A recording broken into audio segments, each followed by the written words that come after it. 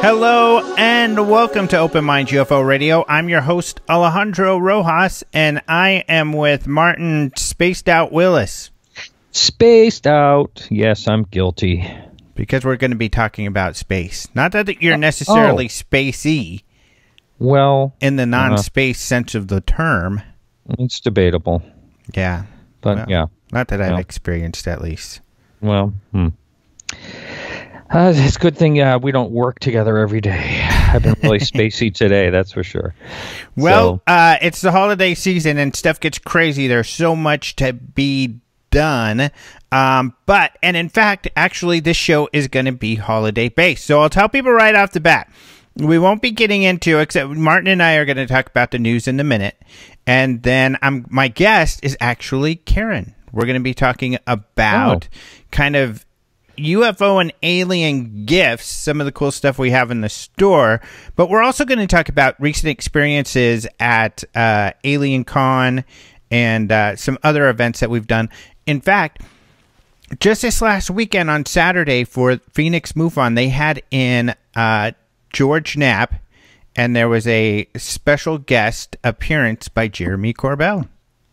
I saw the posting on Facebook. Yeah. And I was thinking, was this happening now, or is this I thought it was, at first I was kind of confused. I didn't realize it was actually going on at the time. So, yeah, so that was last Saturday. So, yeah, so we'll get her impressions on some of the stuff that's been going on, and then we'll also talk about some of the cool stuff we have in the store. Some of it, especially if you've seen my UFO Live on Thursday evenings, you've seen some of the stuff just because I've highlighted some, but also, like our hovering UFO lamp I have in the background. I think I even showed it on your show. Oh, yeah. Mm-hmm. So that thing is a hit. In fact, we can't keep them. They sell out as soon as we get them. So, in fact, we might be out of our Christmas batch of those. The next ones we get might not be till after Christmas, and they've gone so quickly. Wow. Yeah, that is a really cool looking thing. It looks like, it's defying gravity and all that. So yeah. I'd like to know actually how that baby works. Yeah. Yeah. So you'd have to ask the aliens. You'd have to ask so. Bob Lazar. That's right. Bob Lazar. And I should explain who all these people are. And there's this for new people. And there are a lot of new people. Some of the older people, and I don't know, I think you do this on your show. I try to always explain who these names are that I throw out there and these incidents and stuff, because people who are really into this topic know that. But there are more and more people becoming interested in this, in UFOs and the mystery. And they don't know who all these people are. And even those who do, I think it's always good to get a refresher. At least I always appreciate it, because then you are, sometimes you learn little tidbits about each person. But Jeremy Korbel is a filmmaker who has made a couple popular films lately, one on Bob Lazar and one on the Skinwalker Ranch. Both of these, and I'll explain further, were made famous by George Knapp, the KLAS a investigative reporter who's won many, many awards. And in fact, he's very humble about the awards he's won. And we were teasing him a bit the other day because Jeremy had taken this picture of him next to his shelf of awards. That almost seems like it's in the closet hidden away. So that picture he's made a big deal about, because it's like the only picture you'll find of George with his awards. So the two stories that Jeremy wrote about that have been big is this Paranormal Ranch in Utah, where at least this ranch where allegedly paranormal things happened, where the scientific investigation took place, Turned out recently it was funded by the government. And then Bob Lazar, George Knapp made famous in the late 80s, early 90s, because this Bob Lazar guy claimed he worked at Area 51 back engineering UFOs. And for those who like to be sticklers to the very minutia, it was actually a lab called S4 that was just south of Area 51. He would allegedly be flown in and then be driven down to S4. So those are who all these people are. Now, have you seen this new documentary on Lazar yet? I am in the middle of watching it. I watched part of it the other night, and I'm going to continue it. But I did order it on iTunes, and I have it right up on my computer. Okay. Do you have any first impressions, or do you want to wait until you've seen the whole thing to talk about it? I think I want to wait until I see the whole thing. I did notice that it was showing, clips early on, and I'm at the part basically where George Knapp is all without gray hair and talking about Bob Lazar introducing him. I like the part when he was anonymous. What was his name at that time? I can't. Dennis. Dennis, that's right. And that's a pretty cool clip. I had never seen that before, when he sits in the front of a car and is doing an interview that way. But yeah, I'm excited to watch the whole thing. It's just I started it real late the other night, and I want to be pretty much awake when I'm watching it, and so I can really give some good feedback. Yeah, in fact, this is Jeremy dropped this bomb, but on my show when I interviewed him last. But I want to reiterate it because we were able to, at least I was able to confirm it firsthand with George Knapp.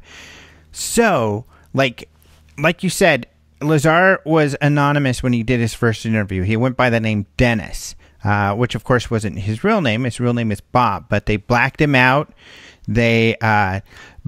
In fact, George Knapp had helped coordinate this interview, but he did not.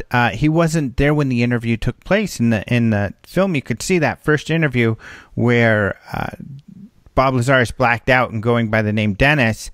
He's in a truck, like a remote news truck. And George Knapp apparently was back in the studio when this was happening because he was an anchor and he was about to go on the air. So George wasn't even there for that first one. And then as we learn in the film, George, of course, his curiosity was piqued, and he did a few months of research about Lazar, and then he did a second interview. And Lazar eventually, on the second interview, he used his name, but there was another interview that was done. And, well, when that second interview was cut, I guess this is how Jeremy put it, that George told Lazar, if you ever want to stop doing this, let me know. If you don't want to go on the air and share your name, I understand, so let me know.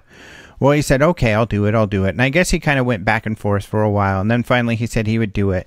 So they sat down and they filmed this video, and I guess that George got the tape, and he's headed to the studio. They're going to play it in just a few minutes. And Lazar said, no, you can't do it. And George said, it's too late. We've already got it scheduled. I've got to go right now and deliver this tape. Lazar grabbed the tape, and I guess they wrestled on the ground over the tape. Knapp got it loose and went and played the interview. Is that right? Wow. And George, he was kind of nodding and shy about it, but yeah, so that really happened. And he did explain how, he was just ready to go. He had to go to deliver the tape. Well, I'm sure there must have been some type of contract signed where, he wasn't supposed to back out of it. And well, not for news, actually. For news, you don't often have contracts because, witnesses are not supposed to, you don't want to pay them or entice them for the credibility aspect. You want a witness to come forward of their own volition for the credibility. Well, what is the thing they normally sign when when someone like goes on TV or radio? What's that called? I forget right now, but it's some kind of disclosure to allow them to use your likeness or that's something. Right. Yeah. So imagine they had at least that part of it. But Maybe. Still, what a story! Wrestled them to the ground. Although at least in the States, it's pretty much if you're on my property, I could film you. If you're on private property, I can film you. There is something around the law of, you have rights over your reputation or something like that, but it's difficult to really sue for that. So people get those sign-offs just in case, but I guess it's really hard, especially a situation like that where he went to film, they filmed him. It would be really hard for him to sue if they had filmed him and he said, I didn't want them to. But luckily that didn't happen. I think it's a release form. I think that's what it's called. A release form. There you go. So, yeah, the laws are kind of, that's why paparazzi, are able to get videos legally all the time of people walking around and stuff. Yeah, they're really bugging me. It's really hard getting away from them. It must be hard for you. Well, you're so it's damn terrible. Famous. I know, and that's why I live in Maine, trying to get away from them. But I see them in polar bear costumes, everything, around the house. Really? So yeah, it's tough. Tough life you lead there, buddy. Really is. Now, one of the reasons we exploit your fame is to have you come to do UFO news for us. Not interested. I'm too famous. Oh, come okay. on. I'll do it today. All right. Thank you. Yeah. All right. So I guess that's my call. I would actually like to talk about the InSight lander, the Mars InSight lander. Okay. I just love the fact that we have, we're exploring in different ways. And this, by the way, InSight, I didn't really realize this till I started reading about it, but it stands for Interior Exploration Using Seismic Investigations, Geodesy, and Heat Transport. That's kind of, that's basically what it stands for. So it landed back on November 26th. I believe we may or may not have talked about it previously. So it landed back in November, and it's always really exciting because it was a non-controlled landing. It was a self-landing, and it's very tricky. And so for 7 minutes, they didn't really know, if it was going to make it or not. And by the way, this had a couple of CubeSats along with it too, that were released, and which is also interesting. They took some pictures and things, and so, and then the orbiter was actually watching its descend, which I think this is all exciting. We have all this equipment up there. So basically, what the Mars InSight lander is doing, it's going to find out basically what, they call it like the Martian heartbeat, and what is inside, what's going on inside, and what the basis is of creating a rocky planet like Mars is, and we are. And a few others in our solar system. So this thing has landed on the surface. It's stationary. It's not going to move anywhere. And it has a seismic, what are they called? There's two different things. There's going to be a 16-foot, 5-meter probe that's going to go down and basically measure the heat.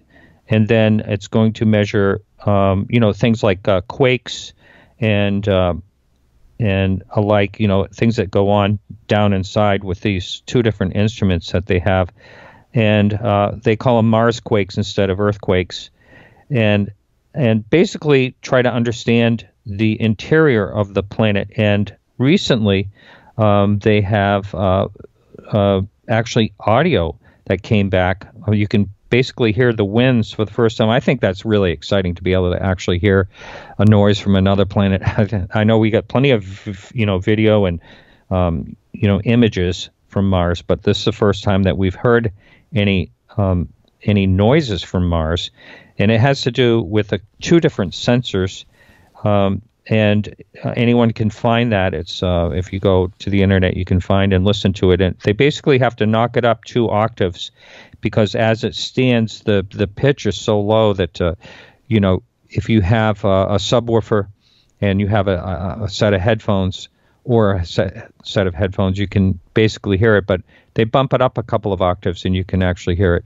So anyway, some may not think that's too exciting, but I actually do think it's pretty exciting to hear something from another planet. And we'll be getting a lot of information back for, up to at least a year, I believe it is, on what's going on inside of Mars. So all that's exciting to me. Yeah, I think it's exciting too. Of course, I love all this space stuff, and everything that we're up to. And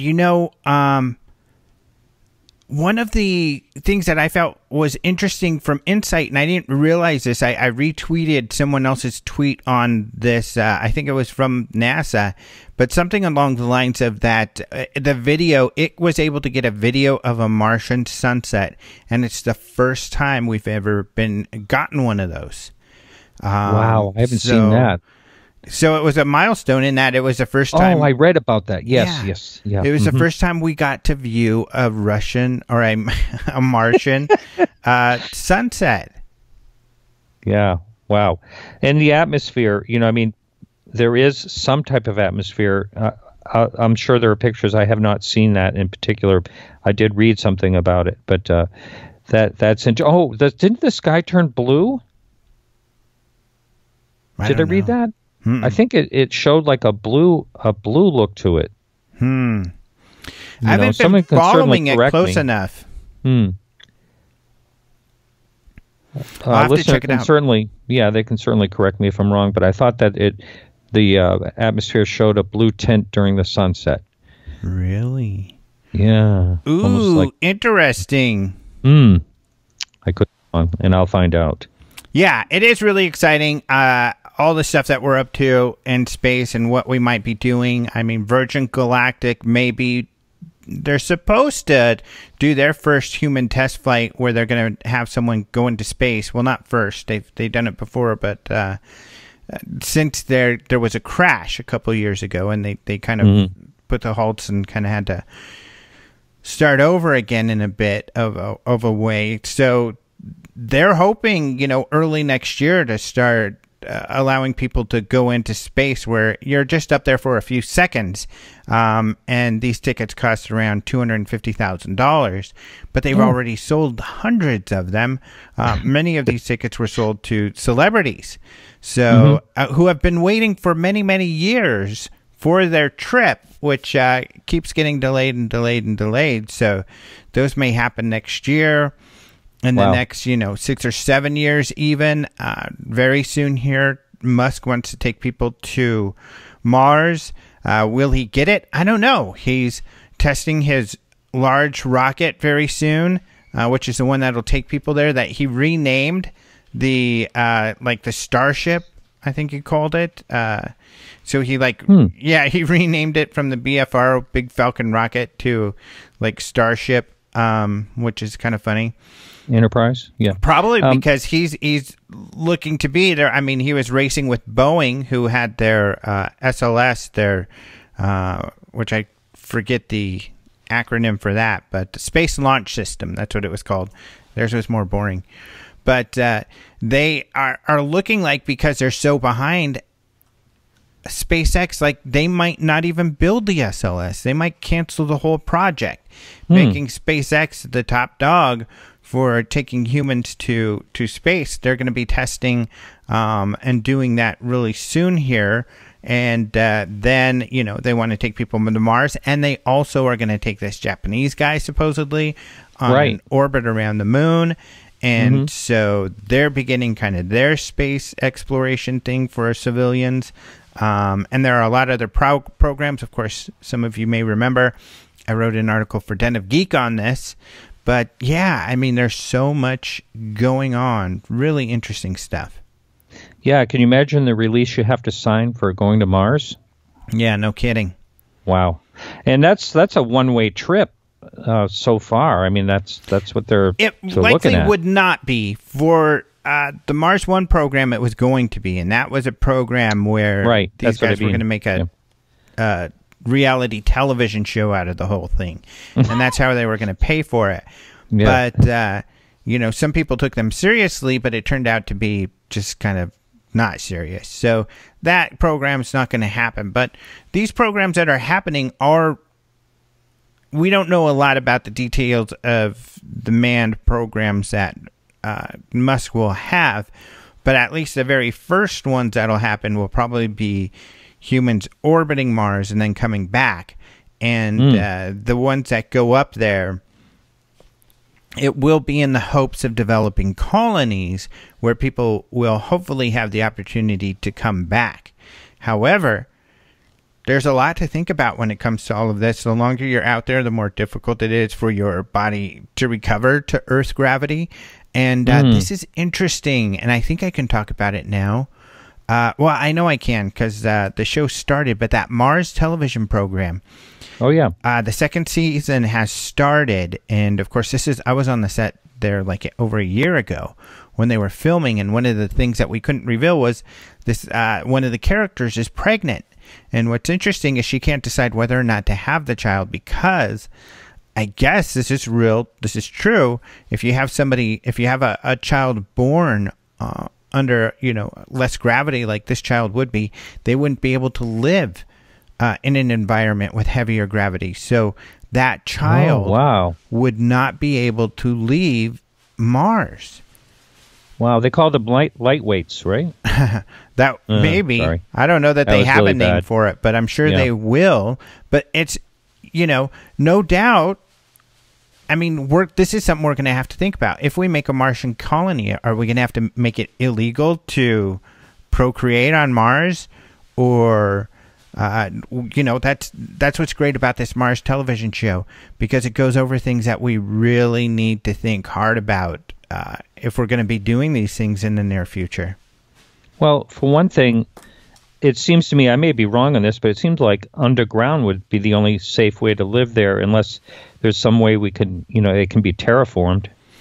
Underground is the best. They talk about terraforming in the Mars program. That's what the science group is trying to do, is terraform Mars. However, that's much more difficult, I think, than some people believe. And then there's a host of ethical issues that would need to be considered before we attempted to do something like that. And I really can't see us saying, well, unless we can prove beyond a shadow of a doubt that the whole entire planet is sterile and there is no life there, I don't think we would want to take that risk and affect the environment like that. So, especially with so many unknowns. So it's possible, So underground, you're right, is one, or in very heavily sheltered, habitats. So we'll see what they do. But you're right. Most likely, the most practical would be finding some sort of underground type of structure, or digging one out and then putting some earth on top of your habitats. Doesn't sound like a real pleasant experience overall. A lot of friggin' work, that's for sure. I mean, you'd definitely be making, of course, major history. I think that's some of the, drive for us to go there. Anyone that actually sets foot, a Neil Armstrong times 10, basically. Well, and at some point there will be a baby born on Mars, the first true Martian who will have to stay there their whole entire life. And wow, will they be green, do you think? Time may be coming sooner than rather than later. Yeah. I don't know that skin pigment will be affected. Yeah, I don't know. It was just a thought. But no, I'm wondering if, I know we only have like a minute left, but I'm wondering if there's any way to condition a child born on, like, to say if they, wanted to come back. Well, probably not, though, because, I mean, the way that the body would develop would be different. I mean, you think they'll look like a blob or something? I don't know, and maybe it wouldn't be possible. Maybe it wouldn't survive. I mean, that's probably a strong possibility. Yeah, do you know what I think it's like 60, or what percentage is, Mars to Earth as far as gravity? Do you know? Oh, I can't say for sure. I'd have to look that up. I think it's like a third. Yeah, so that would really make a big difference for sure. Yes. I would think. I think so too. It's a pretty decent difference. Mars, is only about 38% the gravity of Earth, so a little more than a third. Wow, yeah. So I bet it would definitely change. There would be an evolution, through generations there for sure. Yeah, for sure. Right. Well, we're out of time. I saw that. Wow. All right. Well, it went fast. It did. It flew by talking about some interesting stuff. But thank you so much for joining us. As always, it's my pleasure. Martin of Podcast Willis, and we will Podcast UFO. I like that, Podcast Willis. And we'll be back with Karen after the break.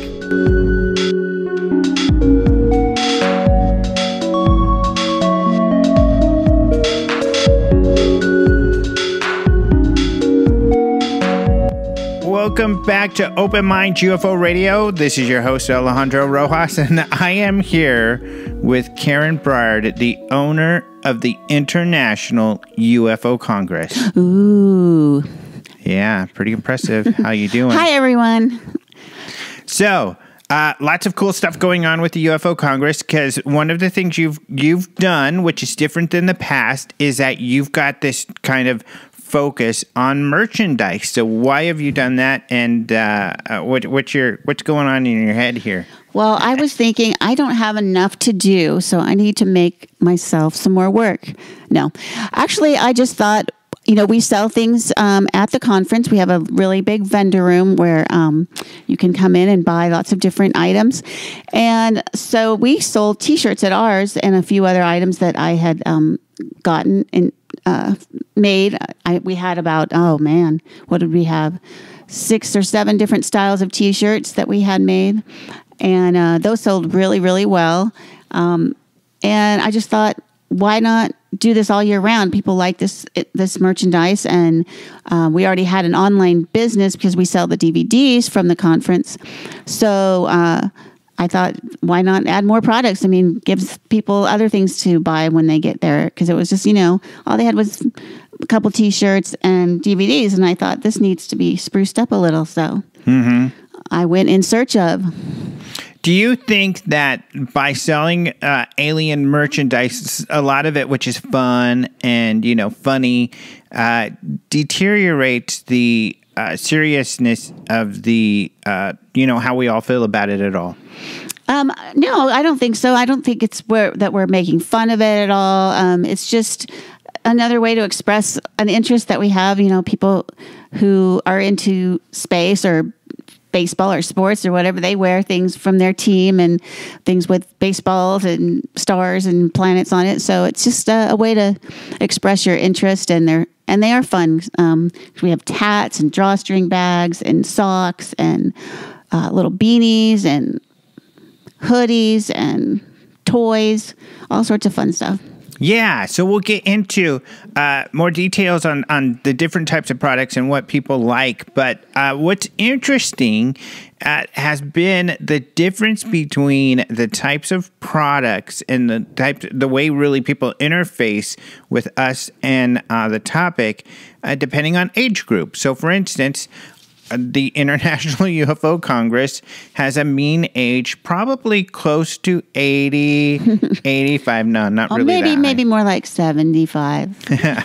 It's pretty high. But I guess, these people have been interested in UFOs back since the heydays, the late 40s, 50s, when it was, maybe Roswell and all these sightings that they were having, the Arnold sighting. So these people have been interested in for a long time, and they just keep waiting and waiting for more information, and maybe for us to figure out what it is, and maybe to disclose it if the government already does know. But these people are diehard supporters, and they're there every year. But they are getting a little older, and they still buy some T-shirts to remember the conference by, but. They buy T-shirts and they buy DVDs. No doubt. A lot of DVDs.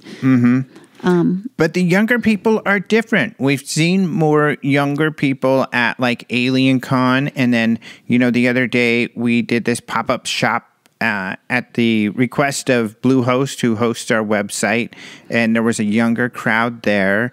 And they bought different stuff. For example, the trucker hats were not popular at our conference. However, they've been super popular with everywhere there's kids. Yeah, at Alien Con, we sold a lot. We have a couple different styles. We have one that's the two-tone black and white trucker hat that has our logo, UFO Congress, on it.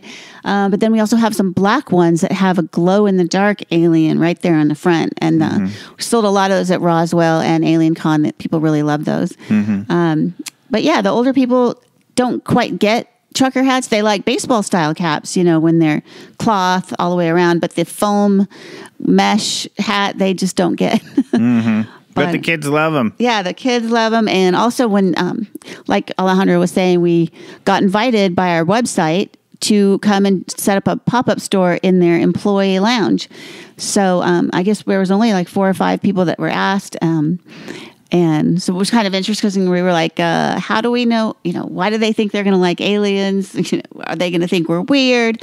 But we loaded up our cars and drove down there and set up our little table.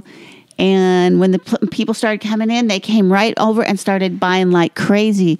They really liked our knitted beanies, which are like a knitted stocking cap. We have 5 different colors: red, white, black, red, and blue, and they have an alien right in the middle. They love those. They bought a ton of those. They bought the socks that we have. We have some ankle socks with like 3D printed different aliens and doing different things. One's skateboarding. One's, I think, giving the finger maybe. Yeah. And he's skateboarding, and this guy is like one really good skateboarding Oh yeah, he's got alien. his cap backwards, and he's got sunglasses on. Got his cap backwards. He's doing something. I think the movie he's doing is called an ollie. One hand is a peace sign, and the other hand he's flipping people off. So he's very ironic, also. Yes, but they like the little ankle socks. We even sold a couple books, which I was surprised. So these kids were magazines and young people. Were not. There. They didn't come. They just went to work one day and then came to see us. And they weren't, alien people per se, UFO enthusiasts, but they really liked our stuff. Yeah. What else did we have that even the 2 UFO tops that we had?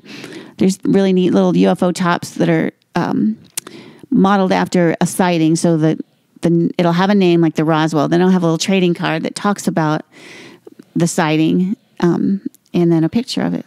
This is what I found interesting immediately when with this group too, is that, and maybe because a lot of them are tech support, these cool lamps that we have with the hovering UFO. Oh yes, our piece de resistance. At Alien Con, people will stare at them, and then some of them will even look at us like, that's not alien. And I'm like, okay, how do you know? And they're like, well, I don't know. Is it a trick or something? And then people will speculate on how they hover. Yeah, if you're not familiar with these, you need to go on our website, store.ufocongress.com, and check out the levitating UFO Bluetooth speaker and lamp. Yes, it's all those things. It's cool to look at. And there's actually a little UFO that's hovering above this silver stand. Then also it's a lamp. And then also it's a Bluetooth speaker, and it sounds really good. Yeah, it sounds really cool. But at the Bluehost thing, and like I say, maybe it's because they're tech support, they all knew. They all looked at it and said, oh, it looks like it's magnets, right? It's in the electromagnetic field or something. And yet everybody knew at Bluehost, even though the Alien Con people really couldn't get it. But at Alien Con, and I found something interesting too. Of course, at Alien Con, this is something that is advertised on the Ancient Alien show. Mm-hmm. The headline speakers are the people that are on Ancient Aliens. And when I was doing my lecture and talking, getting questions and talking with people or lecturers, I figured this out too.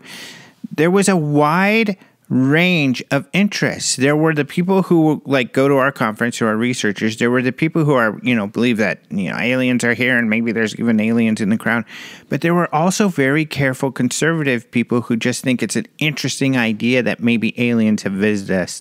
Yeah. And so I almost every person that I walked up to the table, I would ask them, so is this the first time you've ever been to a UFO conference? And they said yes. And they looked a little slightly embarrassed and shy, And I said, you watch the show? And they like, yeah. And then people start talking about how they watch the show and they tape them and they love them, but they've never told anybody. They've never talked about the fact that they watch that show or, talk at work about it. So this was like the first time that they'd been out and realized how many other people just like them, because there was a ton of people, both in Pasadena, AlienCon, and in Baltimore. Pasadena, I think they said they had something like 25,000 people over those 3 days. Baltimore might not have been quite as many, but still a lot of people. And they said that they didn't even know that there were UFO conferences because we told them about ours, and they were really excited. And they were like, well, I want to come to this because they didn't know these things existed. And I was the same way. Before 2011, I had no idea there was such a thing as UFO conferences. And then it just happened to be, right here in my own town. So that's how I got into it and started meeting people and met that guy over there. Mm-hmm. Me. So one of the things that I also find interesting, well, I guess sticking with young people, because that's a big topic. It's a hot topic. People at the Congress are always like, how do we get young people? How do we get young people? And to me, I think that what I've been able to observe by watching all of this is that they just interact differently. So like you have the idea of, kind of having an alien expo where you have an expanded vendor area for people to just kind of wander around and see the vendors. Right. Because a lot of people, they are interested in the subject and they want to see what we have, but they're not necessarily ready to plop down, a couple $100 and watch all these lectures right in a row. They just want to check it out, put their toe in the water, so to speak. So coming to the vendor room, being able to walk around and see all the different merchants, see all the different speakers and some of the books that they've written. They might pick up a book so they can, find out more about the subject. And we have places where you can take pictures with aliens. And we have a couple new additions to our decorations. We have a couple more UFO saucers that we're going to have on display. So we'll have a lot of great pictures to take in the vendor room. What she means by that, if you were at the Congress last year, so we inherited at Open Minds these giant blow-up aliens. I mean, there's a couple 6, 8 to 7 footers, and then there's about at least 12 feet. 12? I don't know. At least 10. Well, there's some, there's a couple bigger ones and then a gigantic one. And when we got it, John Rayo, who owned Open Minds, didn't really feel like he wanted to blow it up. He thought it was a little too cheesy. But it's an attraction. It's something that people really like. And I remember it. I thought it was around 20 feet. Yeah, and I was like, let's blow it up. I want to see this thing. So at the last conference, we blew it up, and it was so much bigger than I remember. I think it's 30 feet. Yeah, I wouldn't doubt it. It's huge. And like 20 feet wide. Yeah, it's big and fat too. Yeah, wide too. So we'll have him again at the next one if we can find a place to put him. Oh, we definitely will. We'll find a place because he's awesome. But then you also bought these giant UFOs. Yeah, I just had to I saw these flying saucers. Then they have LED lights. So they blink on and off, and they're about, 8 feet across and about, 4 or 5 feet tall. And I'm going to do this still. I'm going to build... They're really neat. So I'm going to arrange them somehow so people can get pictures with these things. And I'm going to build a replica Phoenix Lights. Ooh. UFO V-shape for the conference too, with information. Because, I think we're going to try to have a lot more for people to look at. Because here's what I learned with the kids too. I think that the kids would rather... The younger people, I call them kids, but when I say kids, because I'm an old guy, I'm talking about everybody up to like 30 years old. Well, even mid-30s, but are kids to me. But 36, bam, that's the line. Yeah, 36, and you're old like me. But because you're within 10 years.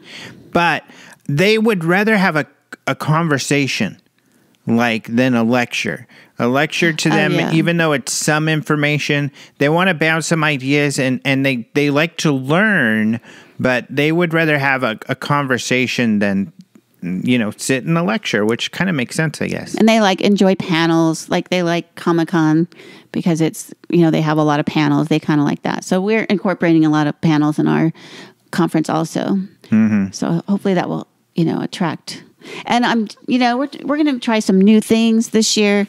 Maybe even have a vendor panels, sort of vendor places where you can, the vendors can have a chance to talk about their items. So that's where people could go and listen to those for the price of the vendor room ticket, which is going to be very, very affordable, very low. So just, it'd be a great way to people to spend the afternoon if they just want to check out who goes to an alien conference. And maybe that after that, they'll be more interested and buy a couple books and come back again the next year and watch the lectures. So, or, subscribe to the video portal where we have a video portal also where you don't have to buy the DVDs. You can just go to the video portal and watch any of the videos any of the lectures of speakers that have been at any of the conferences from 2011 to 2018. And you can go on there and get 1 week free, and you can watch as many as you want. And it's kind of like a Netflix for UFO lectures. But that's the way a lot of younger people also like to get their UFO information. Yeah. So, I think all of these things will get younger people. And then also, of course, having the conference in the heart of downtown Phoenix. Right. Much easier to get to. Like even ASU students will be able to get there on the light rail. They can take the light rail right from the campus, and anyone can take the light rail from wherever you are right up to about a block and a half from the Sheraton. So it's walkable. So if you don't have a car or you don't want to worry about parking, you can just take the light rail. Yeah, so I think all of that stuff is going to help with the kids because they're really into it. When they, like you said, like at Bluehost or even Alien Con, luckily because you've done a good job paying attention to what people want, people swarm to our table and we're busy all the time. I would say definitely at both locations. I would say at Alien Con, we might have been one of the busiest, if not the busiest table. Yeah, we were very, very busy. And so, that's why I made sure I bought a lot of fun things that young people like. Because I knew from seeing Alien Con in Pasadena, how many people were there. We sold out of our stuff. So I wanted to make sure we had plenty of interesting items. So we had one of our new products that we had was these drawstring bags. Nylon, lightweight drawstring bags, and we had about 12 different designs for anywhere from aliens to... Well, what we found out was the second most popular thing that people like to see along with aliens and space, and probably, something the kids really like, which was... Cats. No, cats was the first that was the first. Okay, yeah. Okay. Weed. Weed. The kids like the weed. Things, aliens, smoking weed. People love it. Or at least, I don't know, associated with weed somehow. The people love that. So one of the drawstring bags that I had has a picture of an alien holding some weed in front of like some planets, and it says, "Weed be out there." So it's a play on word, like we're here, weed be out there. So people really liked those. They once that people found out where people were getting them, they were running over and saying, I need the weed bag. I need 4 or 5 of them. So we sold out of those pretty quickly. And we had some socks that were pretty popular with an alien. Not only smoking weed, he's flipping people off. Yes. So what did I say? Is it people like rude, stoned aliens? Yeah, rude, stoned aliens. And you know what's funny, and I want to say this again because I know some people are thinking this, and some of people listening might even be super frustrated. How can they be making fun of all this? This is such a serious topic. Blah, blah, blah. But you know what? This is how people like to interface with this topic. The people who are enthusiastically buying these products are also very enthusiastic about the topic, and they want to share it in this manner. Right. They want people to know, hey, this is what I believe in, and get used to it because they're real and they're here. But if you think about it, if we were going to another planet because we were so far advanced and we were landing on it, we wouldn't care. It's not like. It's just a thing like, oh, they're just there. It doesn't have to be something where it's reverent or religious or almost, it's just like if they're really visiting us, then why not talk about it? Why not kind of, novelty it? Because, it's the kind of showing them maybe even too, like, we know you're there. Look, look down here. We know you're there. Come say hi. And I feel like it's a stage of acceptance. Anything that people are really enthusiastic about, especially in America, or capitalism. The capital of capitalism. The capital of capitalism. That's what I was trying to say. If something is highly merchandised and popular, anything that's really popular is, people want to buy stuff about, or that's a signature of something that is a big deal in our culture. Right. I mean, it's a trendy thing right now. My daughter isn't even into aliens, but when she modeled a couple of shirts for the website that had a little alien on it. One was like a black and white striped crop top, and she loves it, and she took it. She was like, I'm taking this, Mom. I'm like, okay, great, tell your friends about it, because right now and the people at Bluehost, I don't think most of them who bought one of those beanies with the alien on it are even into aliens. They just thought it was cool to have a little black beanie with an alien on your forehead. Well, and that's another thing. Even though they're not into it, like, it's not a thing they think about a lot. It's kind of like with younger people, like this acceptance. Right. Like, yeah, I'm sure aliens are here. Right. They're not making fun of it. Yeah. At all. So, yeah, it's not a making fun of. It's kind of a celebrating the whole idea. And it's interesting because, Roswell is like that, and a lot of people get frustrated. But I've grown past feeling any sort of frustration and identifying that this is actually a good thing. It means that our culture is adopting this idea. I mean, if they knew that they were coming, they would probably be like, hey, can we get their text number? We want to WhatsApp them. They'd be talking to them right away. Hey, dudes, what's up? I want to follow you on Snapchat, alien dude. Exactly. You're hilarious. So they're ready. They're totally fine. They're not scared of it. Yeah. And there's been a lack of this whole, I think, merchandising, even in conferences. Like, for example, the International UFO Congress. We had of course, at Roswell, the Roswell Festival, every store has the same alien merchandise, and it's all over the place. But at our conference, we had one lady who used to have a store that would sell this sort of stuff, and she was the busiest store. She would sell out of everything. Obviously, that's what people wanted, but she wasn't able to do it anymore, and so we've had this gap where we haven't had anybody doing this for a long time. And like you, even with the Congress, with my involvement and you getting more involved with me, you've had this idea of, hey, this is something that needs to be. Yeah, from the first time I went to the conference, I thought, maybe I'll be a vendor, because I thought there's so many cool items that no one's selling, from, clothing and hats and apparel and just all sorts of, even jewelry. They do have a lot of jewelry, but some jewelry that I hadn't seen that's, more alien.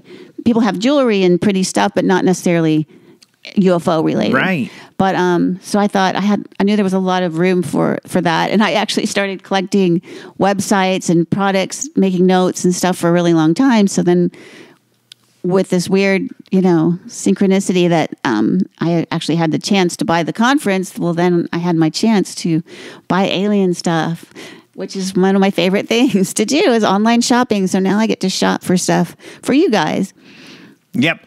And we'll get more into some of the products, specifically like what different groups of people like. So, for example, women, guys, and then some of the other like weird stuff that Karen has bought that I thought was kind of ridiculous. Weird.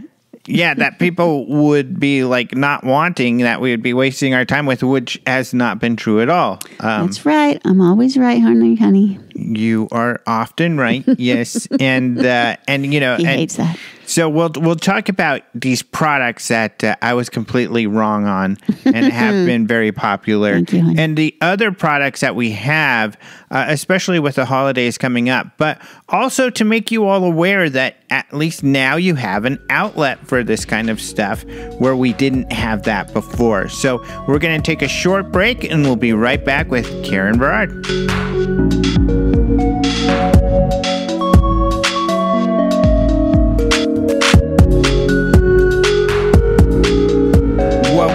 back to Open Mind UFO Radio. I'm your host, Alejandro Rojas, and I am with Karen Brard. Hello. I'm the back. Owner of the International UFO Congress, and you actually did a UFO lecture in Montana. So I'm ago. a speaker. Mm-hmm. A speaker of one lecture. Everybody has to start somewhere. That's right. But with these products, so let's get into the products. But I just realized something that you forgot to add. What else am I? You are an alien? No. I'm your boss. He hates that. Funny. Ha. No, but I also wanted to add, I thought this might be a good time to add, that if you live in Arizona, Alejandro and I are actually real estate agents also. Oh, yeah. So if you need to sell your house or you're in the market for a new house, let us know. And my contact information is KarenLBrard@gmail.com. Okay. Just get that out of the way. Oh, well, thank you. No, but we've helped actually quite a few people that are interested in the UFO subject. A couple of people from MUFON. Yeah, we've had some Phoenix MUFON people that we've helped. So I want to get into the products, but I want to talk specifically kind of like about, what's interesting, which is there are different groups of people that like different stuff. In particular, one of the things that you've done is you've bought clothing and items for women. And it's kind of funny because another thing where I felt really dumb because it's like, you as a guy, we don't know. So we think, they're going to like T-shirts and hoodies just like everybody else. But there are other things like not all women like regular T-shirts, right? Well, yes. And this year I decided I wanted to make women specific shirts because they're a lot cuter on a lot of people. Like myself, I don't wear normal men's T-shirts because they just don't look good on me. So, but a women's shirt with the V-neck and the cap sleeves, it's much more flattering, and most women would prefer that if they have the choice. Men's shirts are just kind of loose and baggy and floppy, so we like a little bit more fitted. And then these racerback tank tops, like that is something, like explain maybe like what that is. I guess women know what it is. Yeah, the racerback is instead of a tank top that has two separate sleeves or whatever those things called that go over your shoulders, it meets together in the back and makes a T. So that's what a racerback tee is. And a lot of women wear them over their sports bras to work out or yoga. And and they're just popular to wear all the time, actually. Almost everybody likes that style. So, and everybody it's very popular to wear sporty clothes these days. Like people just wear their yoga clothes all the time. So a lot of people bought those. We sold out of those, in fact, and between Alien Con and Roswell, they went. Yeah, the women really like those. But they also, what we didn't really have much of his color because we always had black and gray shirts. So maybe a blue here and there. But for the women's shirts, we had red and blue and pink. Pink was, I think, the best seller, and purple even. And we have some men's shirts in purple too, and that's a real popular color. And pink hoodies. Pink hoodies. We have gray hoodies, black hoodies. But yeah, my favorite's the pink. Mm-hmm. Yeah, so the women like the V-neck shirts of multiple colors. I was saying this before, that guys like, we will pick from what's there. Like if there's some different colors, we'll be like, ooh, that's neat, that's neat. But women are more particular. Like they'll come to the table and they'll say, do you have it in this color? Do you have it in that color? Like they know what colors they like. Oh yeah, we know what color looks best on us and the styles we like. So we're ahead of the game. Mm-hmm. So, and then pink, of course, women like pink. So pink hoodies have been popular with women. I was not sure, but yeah, it was very popular. Which is funny because, at least with the women's clothing, and I never realized this before, we often have a lot of women coming to the table, and they're like, you're the only ones who have women's styles. Nobody's got women's styles. They just have regular T-shirts. Yeah, and hopefully they hadn't bought anything yet, because otherwise they're sad when they get there, and they go, oh, I already bought a couple T-shirts. If I would have known you guys had these, I would have bought these. So now you know, if you're ever at a conference, try to find us first, because we have a lot of things and we might have something that no one else has. So yeah, especially if you're a girl, if you want something cute and girly, come to our table. And because one of the things that I'm looking into that I just found out, my screen printer has glitter paint. So I think the next shirt is probably going to be kind of sparkly. Cool. Sparkles. I know you like your sparkles and bling bling, honey. Yeah. But our hoodies, what they have on them is they have an alien on the front left chest, and then on the back they have a big alien with our logo underneath. And they're really cool. And the coolest aliens, because I knew there were if there were women and they liked our women's styles and our pink, then they would be back. If they're like, well, because a lot of times when people go to a vendor room, they want to look at everything before they buy stuff, which is smart. And I knew they would be back. And sure enough, they would, because no one else has women's styles or pink. Mm-hmm. And then with guys or most people, if they like our alien, I knew at every place we go, we've got the coolest alien. We do. We have a great graphic artist who does a lot of our designs, so we lucked out with him. He always comes up with something neat and different, and everybody loves our T-shirts every year. Yeah, he's the guy who did the art on the Open Minds magazine. In fact, most of it, he at times he had a staff, but he was the lead guy with most of our logos and everything. And that's why we've always had the coolest stuff, because he is so awesome. Yeah. And I just want to add, we have the thick, fuzzy, Gildan heavy blend hoodies. We have black, gray, and pink zip up, and we also have in gray we have the pullover also, if you prefer that. And then we also have 2 new lightweight hoodies where it's they're zip up, but they're a thinner, almost like a t-shirt material, so just when you need a little bit more warmth, but not something heavy, those are great because they do the job. Yeah, I love the thin one. In fact, I find myself wearing it quite a bit because it's comfy. And they're really soft. Yeah, and it's thin, and it's kind of like when because I wear T-shirts all the time. It's kind of like when you would like some long sleeves but still want something thin.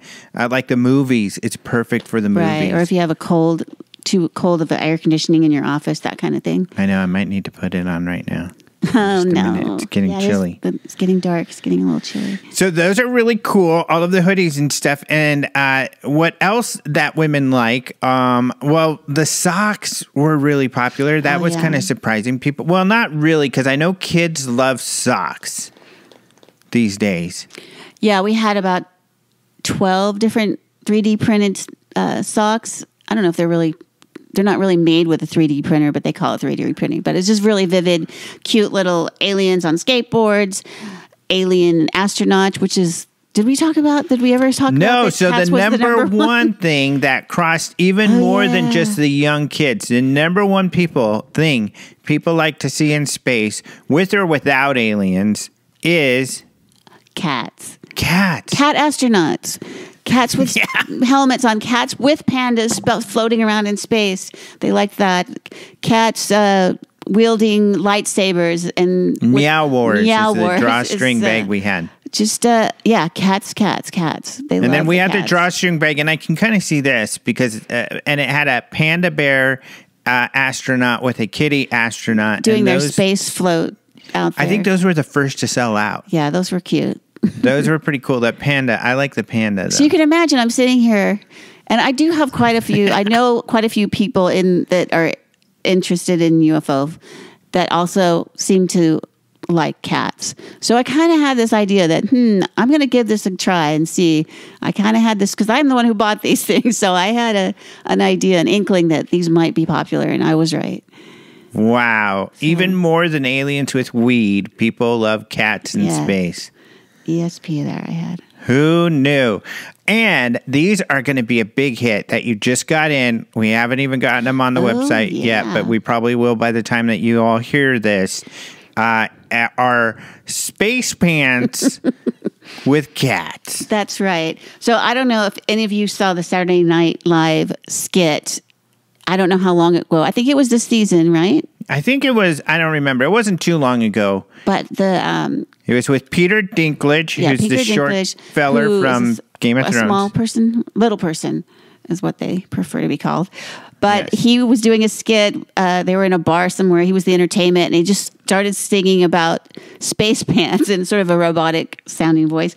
And he was wearing pants that had like pictures of moon, stars, kind of space related things. And then Gwen Stefani comes out with some leggings that were space. No, I think she had a skirt. Did she have a skirt? Oh, okay. Well, what we have is basically space pants. So if you saw that video, you'll appreciate. They're just some leggings that have, one of them has like purples and greens, kind of a galaxy type picture. And then the other one is more far out and it has some planets, but then it has a gigantic close-up of a cat's face. So those were pretty out there. And we saw a woman at Alien Con who had some kind of crazy leggings, and I guess apparently she told us that everybody had been asking her about them. So I thought, well, they were. People were pointing, and there was a couple other places I've been at where women had the space leggings, and everybody loves them. Oh my gosh, they're so cool. So yeah, so now I'm gonna have space pants. So space pants. You can check those out on our website, which is, by the way, store.ufocongress.com. Mm-hmm. So what else do women like, and others, but I think mostly women? The wellness pendants? Well, people love the wellness pendants, but I want to talk first about, more alien stuff, because this is just kind of funny that you would purchase these things. And this is another example, you'll love this, where you were right. And I questioned. I can't remember what he's going to say. But there were alien necklaces and pendants and keychains and earrings. But in particular, of these designs, there were alien statues. And I thought, who's going to want these little alien statues? Little 2-inch high, 3-inch high alien statues. But they're not just statues. Well. They play golf. They play baseball. Aliens, They drink beer and play the guitar. Yes, these are very talented aliens. So doing on statues, and also you can get those also hanging on a chain in a pendant form, or and there's some really cool ones. They're earrings. So and women love the necklaces and the earrings and stuff. A keychain for guys too. We have an alien head keychain. So I saw those and I was like, oh yeah, people will like these. There's a helicopter in our backyard. Very interesting. Get out of there. So that's why it's so hard for guys to buy for women. We just don't know. Yeah, you have to have a shopper's brain. And again, I'll make this point. These are all women who are not by any means making fun of the topic at all. They're very serious and into the topic. So we'll talk about the wellness pendant. So you also kind of have this wellness line of stuff that you Yes, I saw those and I thought they fit right in because they're stainless steel pendants and they're real shiny and they're etched in the front. They have a design etched and they're very futuristic, sort of like planets, kind of like an atom. They're super cool. They're different. One's different from the other, but they're really shiny, really pretty, but they're also embedded with a frequency. They're different. One is called flow, and it's for meditation, relaxation, lucid dreaming. And then the other one's called ground, and that's the one that I wear all the time until I go to bed. And it's for energy and stamina and focus. And it has tourmaline in it, and the flow actually also has magnets in it. So each one has a certain frequency that is attuned to your body, and it works with your body cell. The tourmaline actually increases oxygen to your cells, so it's a healing also. And we have those, and we also have a wellness roller, and like the main ones that you've had for a while, even at the last conference, are stainless steel. But you also got some new gold-plated ones. The older ones are stainless steel with the tourmaline and the germanium, and then the new ones are 18-karat gold-plated, and they have a little different design on their front, but they also come in ground and flow. But they're really pretty. They're really shiny, and they keep the shine for as long as I've had mine. So they keep the shine they look really cool. pretty. Not only are they, beneficial, but they also look really neat. And they're $30. Like for me, I think they're definitely worth it because they're it's a heavy piece of they're very substantial. Mm-hmm. Yeah. The necklace is really cool looking. It's not like just some thin chain. They're beaded and really nice. Mm-hmm. So I mean, as just a pretty piece of jewelry for $30, they're a good price, I think. Yeah, and because it's stainless steel, I wear mine all the time, even in the shower, because I hate taking time to take off my jewelry. That's why I lose all my earrings. But they don't get yucky looking, that it doesn't start getting black or start looking not as shiny. So, and what's a roller like? We go to these conferences and stuff, and because it's UFOs and sci-fi, people either think that this roller thing is from Doctor Who. Those familiar with Doctor Who, they think it's like the sonic screwdriver. It looks exactly like the thing that the Men in Black held up to make people forget what they just saw. And so because it's a UFO conference, they run over there, they see it, and they go, "Oh my God, it's the thing from Men in Black." And we're like, actually, it does look like that, but it's a wellness roller. And then we should probably say it's also a wellness roller, because, or we could say, it's $50. They are a little more pricey. Yeah, but they were selling. They're also used for anti-aging. After 30 days, people use it on their faces, and they reduces wrinkles. After 30 days, they can start seeing a difference. And I keep hearing from people that they have them in spas, I guess. Well, in Japan, they're selling an item like that for like $275, and they're using it on the face during facials. But you can put it on certain tight muscles or sore muscles, and it starts healing and relaxing that muscle. And some people are really more sensitive than others to different frequencies. So some people, as soon as they start putting it on their skin, they notice a difference, and then they have to do the other side because they have to even it out. So so those have been pretty popular. So what else do the women like? I guess are we missing anything? Everyone likes the hats. Did we talk about the hats? Like which hats? Well, in addition to those knitted beanies, we also have a 3D beanie, which is like a nylon, silky kind of material. So again, it's not really like 3D. It's just a very vivid printing. Right. It's green with a black pom-pom on top. So that's a knitted beanie. But just all our hats. We have the trucker hats. We have some glow-in-the-dark aliens. Glow-in-the-dark which are really cool. So if you're walking down the street at night and you're wearing black, all someone will see is like a little alien's head floating around in space.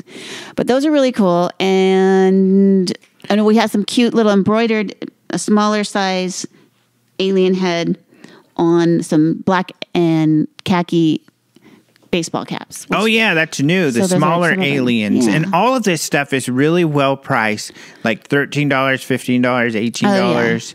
Or less, $10 for the beanies. $4 for the socks. Which is one of the reasons we have a hard time keeping a lot of this stuff in stock, because they sell like crazy, especially at the conferences, because for some reason vendors like to charge crazy prices when they're vending at places.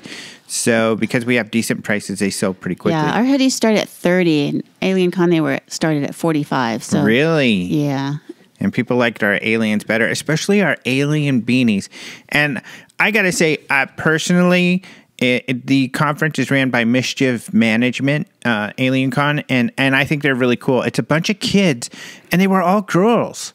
And I don't say that, or young women. They were all younger women for the most part running the conference, and they did a great job. They were really cool. Yeah, they're a real professional company. I think they're do you know where their headquarters is? But our alien beanies were so much better.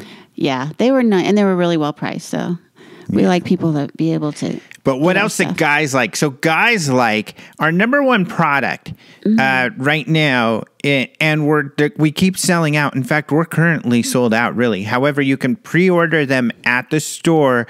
We're going to have some new ones in the first week of January. But and maybe before. They might get here before. They might get here before. But I have a feeling we might get sold out before they even get here. We might. What he's talking about is our UFO, our levitating UFO, flying saucer, lamps. Bluetooth speaker lamps. In fact, you can see them if you go on the website. And you can see them on UFO Seriously Live on my YouTube show. It's in the background. And also I have mine hooked up to Alexa. So, in fact, we can do this. You could say, Alexa, tell us a Christmas joke. Mm-mm. You know you overdid it for the holidays. When the Hubble telescope finds a new galaxy, but then it turns out to be your house. Oh, too many lights, so people think it's a galaxy. Alexa's jokes aren't that great, and if you have really have a style of telling. Yeah, I know. Her timing's a little off. They sound the same no matter what. But that joke came out of our UFO, my UFO lamp here at the desk, because they're Bluetooth, and I think it's fun to hook it up to Siri or Alexa, because now I can just tell it what to do and play Christmas music and stuff like that. But you guys got to really check it out. It's so cool. When I saw these, I had to get some. It's like about a 6-inch diameter flying saucer, and it hovers with the use of magnets, but you have to find the place just perfectly. And you get it to hover, and it's right there above, about, an 1.5 inches, 2 inches above. And then you can actually push it to make it spin, and it'll spin forever because there's no friction. And you heard the sound there, too. It wasn't like I put it right up to the microphone. The sound on these things is really good. The music is really good. And we lift them. And it was our friend who sold the meteorites, actually. She told us, you know what? You need to put those higher up. And she was exactly right, because if it's at eye level, you can see that these things are hovering. And once we've done that, she was helping us. What do you call it? Design our merchandise. When we first had them. So now we put them at eye level, and people just get mesmerized. They're like, "Oh my can't god, figure out how it's floating?" And then we even take a piece of paper and put it underneath between the saucer and the base, so you can see that there's nothing. It's not a trick. It's really floating. So we had an amazing opportunity at the last Phoenix MUFON.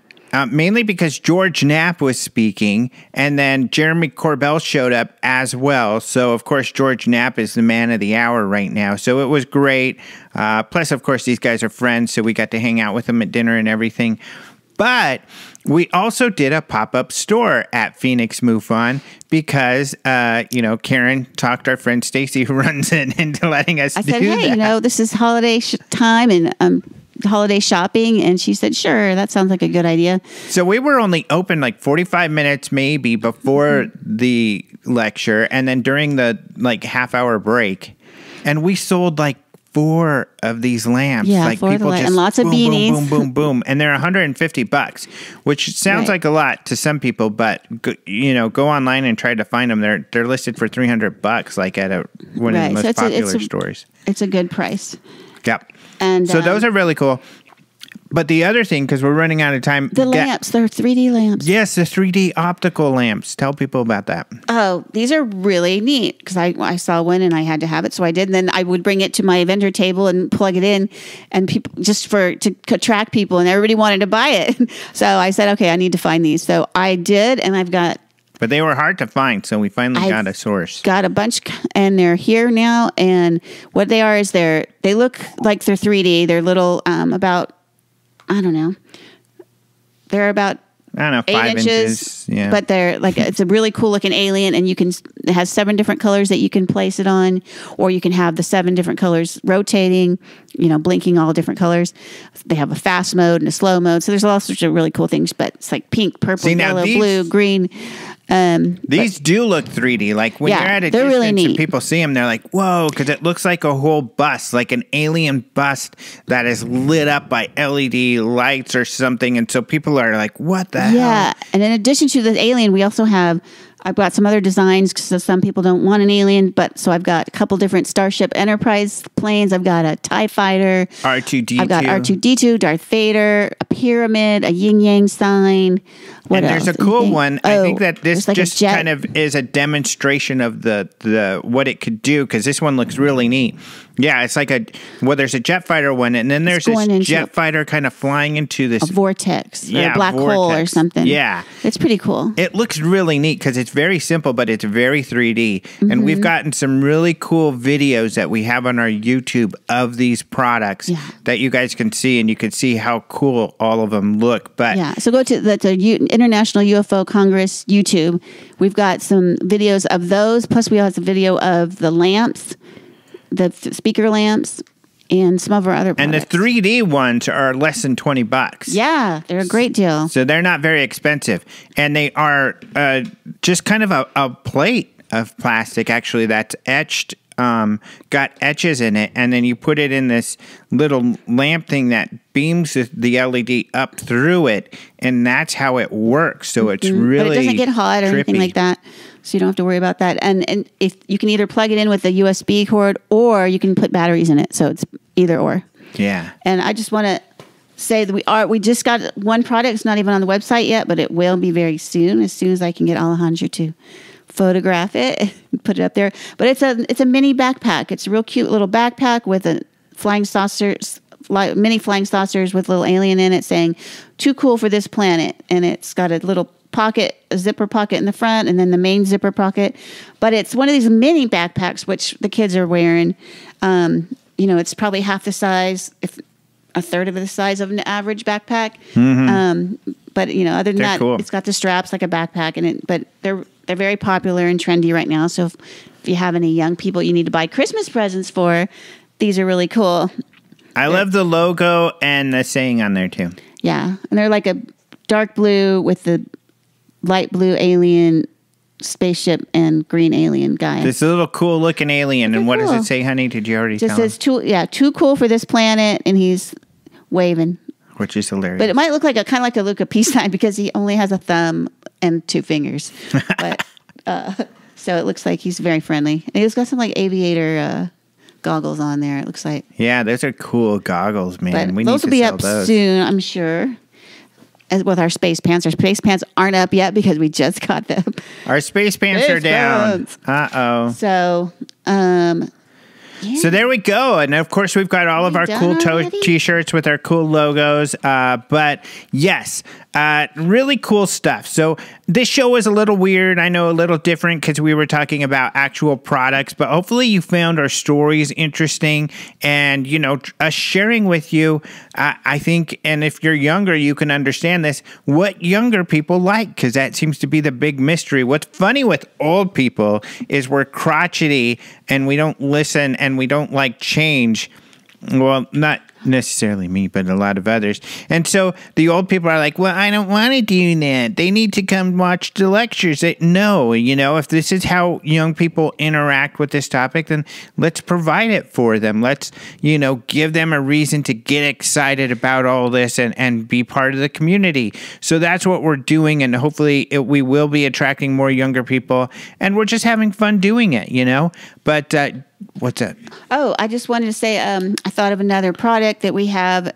We have mouse pads, which is something that not everyone had. So that was the mouse pads are popular. Like $5 too. I use mine. We use them at all our computers, and they're the perfect size. They seem small. Like I had this kid come up and say, "These are small," and I said, "No, kid. Seriously, I use it every day. It's the right size." Yeah. And I think he ended up buying one. Yeah, they're super cool.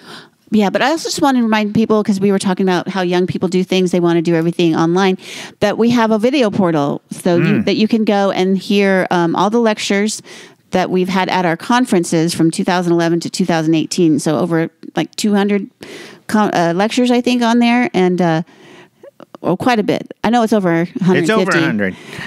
Because it's been 9 years, 11, 12, 13, 14. Yeah, 8 years. 8 years of conferences, all the lectures on there, on our video portal, and you can go on there and check those out. And YouTube. So we've got really cool stuff on a new UFO Congress YouTube, and we're putting lectures up there. Yes, we're releasing those right now. I think there's a David Childress lecture on there, and there's some UFO Jeopardy, which was played at the conference, led by yours truly, Alejandro Rojas. So those are fun if you want to test your UFO. I know we got a Lee Spiegel one. We got probably one of the most wildest, but also the most popular talks that we ever had at the Congress, which is Kawani Lapsaritis, who's a really nice guy, but he talks about all this kind of cryptozoological Bigfoot stuff. Well, I think he even talks about fairies and unicorns. But he talks about communicating with them. And yeah, he's mostly a Bigfoot guy. So check that out on our International UFO Congress YouTube channel. And go out. Like I said, we have Jeopardy on there so you can test your UFO knowledge with your friends if you're don't have anything else to do. And we have some short videos showing all of these products and stuff, or the majority of them. So check out the store. And so that's all the stuff you got to check out. Otherwise, of course, we've got UFOs Seriously Live at openminds.tv and some more UFO news and stuff like that there. But we've got more videos that we'll be putting out, of course, this year, because we've been doing so much merchandising. We've been super busy with the store. store and beefing it up. Traveling. And traveling and going to these places to sell stuff, or for me to lecture, or for you to lecture also in Montana. Right. So we're just getting out all over the place. But check out our social media because we're adding more and more stuff, and we like to take you along with us. So we are doing videos, live streams to show you what we're up to, so you can see some of these cool locations and some of our cool friends who are also doing lectures or that we're hanging out with at some of these places or getting the opportunity to spend some time with, because of course you don't all of these people that I talk to over the radio here, I don't always get to see in person. In fact, in Montana, when I saw Lee Spiegel, who you all get to meet, here on the show at least a few times a year, he had mentioned, and I didn't even realize this, it had been 2 years. It feels like, because we talk so often that, I see him all the time, but it had been 2 years since I saw him. Yes, but you do talk quite often. Yes, with Lee. Lee would like to talk even more if he had his way. But yeah, don't forget our store is store.ufocongress.com, or you can always go to ufocongress.com and get to our store through clicking on the store button.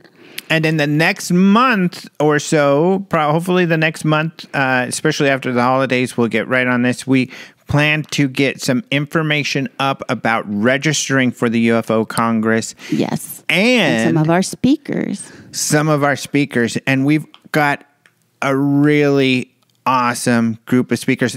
I'll tell you one speaker right now, because I think I've already told them. But Jeremy Korbel will be there, and he's a big deal, of course, because of this Hunt for the Skinwalker movie, this Bob Lazar movie. So he'll be there to show his movies and some of his newer stuff. What's that?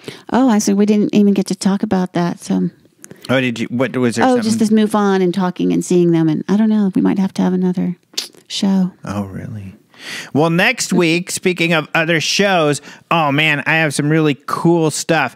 So next week I'm going to have David O'Leary, who's actually one of the writers of Project Blue Book, this new TV series coming up. So that's going to be a ton of fun. And then the following week, I'm going to have Paul Hynek. So I've told you all about him already. He's the son of Dr. J. Allen Hynek, who is the astronomer who helped Project Blue Book and the Air Force investigate UFOs. And I met him at AlienCon, and he's, of course, Dr. J. Allen Hynek is the main character in Project Blue Book. So that's going to be a major thrill for me. So we have lots of really cool shows coming up. Lots of good stuff. Do you want to say anything else, honey? Oh, I was just listening. You were so enthralling. Oh, well, thank you very much. It's rare that I can enthrall my honey bunny, I feel like. Usually it's like, leave me alone. I'm on the internet. But we have to go.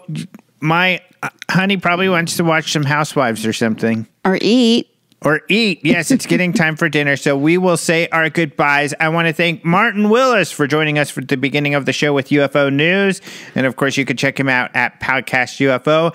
I want to thank Caleb Hanks for the opening and close music, Systematics for the bumper music, and of course you all, the listeners, for joining us once again. I hope you enjoyed the show. Go check out the store. Really cool stuff there. Thanks for joining us. Until next time. Adios, muchachos.